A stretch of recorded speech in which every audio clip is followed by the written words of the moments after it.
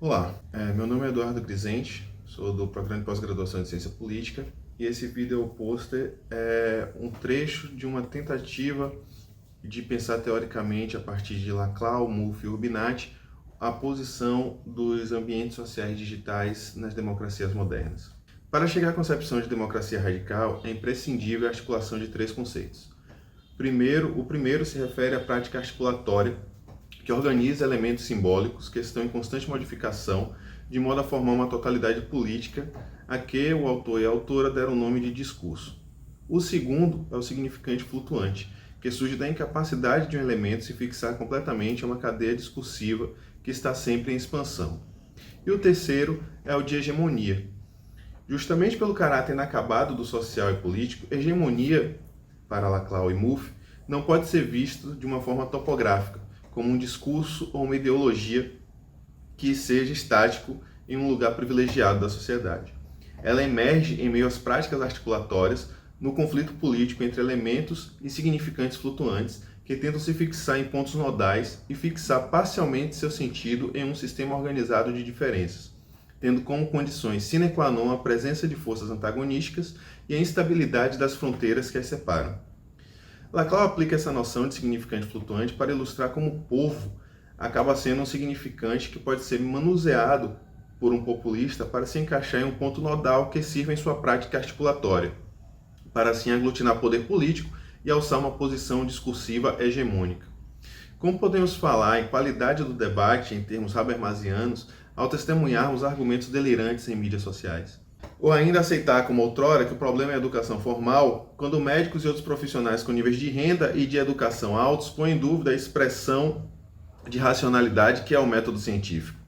Os ambientes sociais digitais tornam-se arenas para as práticas articulatórias. Também analisando o populismo, Nadia Urbinati tenta enxergá-lo não apenas como uma estratégia articulatória e nem tampouco apenas como um movimento de base popular existente na América Latina. Consciente do passado de seu país de origem, ela argumenta que o populismo é as duas coisas. Entretanto, o que interessa é saber o que acontece com as instituições da democracia uma vez que um líder populista sobe ao poder, pois para ela não há nada mais característico da democracia representativa do que o populismo. Assim como Laclau, Urbinati vê o populismo como uma fenomenologia que substitui o todo por uma de suas partes.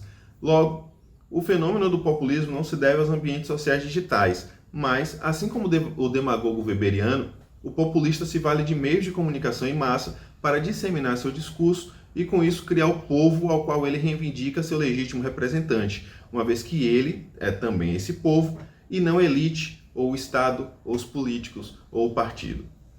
Os ambientes sociais digitais amplificam a voz dos representantes e dos representados, criando oportunidades também para a participação, seja através de mecanismos de deliberação digitais ou pela própria expressão da opinião, de forma que os representantes possam ouvir, gerando tanto um movimento de co-governança definido na democracia diárquica, quanto criando oportunidades dialógicas, como na deliberação. Entretanto, a forma de se comunicar nesses ambientes, mesmo sem considerar a curadoria algorítmica, nos remete a uma comunicação superficial e emotiva. Nesse ponto, acredito que as noções trazidas da psicanálise por Laclau e Mouffe podem complementar o salto dado por Urbinati, ao dialogar as noções minimalistas e deliberativas. É importante lembrar que a principal fonte de receita gerada pelas plataformas de redes sociais para as empresas às quais pertencem vem de propaganda e publicidade. Todo o desenho, a engenharia envolvida por essas redes é para proporcionar a venda de produtos. Não é coincidência que sejam plataformas tão eficientes para a propaganda política, pois são vitrines para venderem políticos, assim como Schumpeter viu no boom da publicidade nos anos 1930 e 1940. Diferente de Schumpeter, no entanto, os eleitores não são consumidores passivos dessa propaganda, como outrora era possível pensar. Agora eles engajam e criam seus próprios argumentos a favor e contra os representantes. O que Schumpeter negligenciou e algumas abordagens da ciência política tendem a negligenciar, com acusações de se tratar de teorias de antessala ou resumir a um comportamento irracional, na verdade é a expressão do cotidiano da política, que acaba sendo como torcer por times de futebol, apesar do ideal de existir um debate racional. Não é possível arrancar os sujeitos das teias de significado aos quais pertencem e determinar quais significantes flutuantes farão ligações com pontos nodais em determinadas sociedades e se tornarão hegemônicos. Apenas o embate político pode, ao fim, entregar esse resultado. O desejo de ser representado por um mito não encontrará explicação nas teorias que desconsideram a estética e os símbolos como elementos centrais para analisar a forma como as democracias estão funcionando.